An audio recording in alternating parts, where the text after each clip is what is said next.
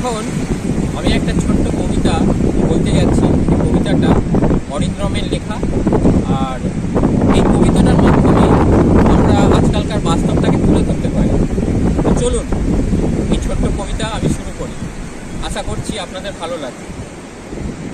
আচ্ছা, প্রেম ভালো না ভালোবাসা, না ভালো থাকা না ভালো রাখা? আচ্ছা, উষ্ণতা ভালো না উত্তাপ ভালো?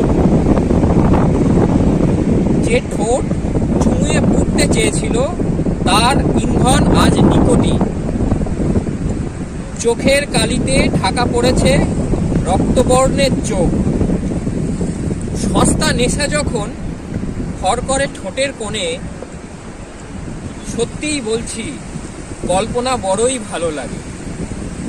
হয়তো এই রুক্ষ বাস্তবে কল্পনার কাটা গাছটাও বেমানার, কিন্তু কি করব, ওটাই যে গরিবের শেষ সম্বল। ঠোঁটের হাসি যখন কর্পূরের ন্যায় উবে যায়, দুঃখের লিনতাপে বাস্তব এসে টোকা মারে মনের ভাঙা দরজায়। ঘোর কাটে সময়ের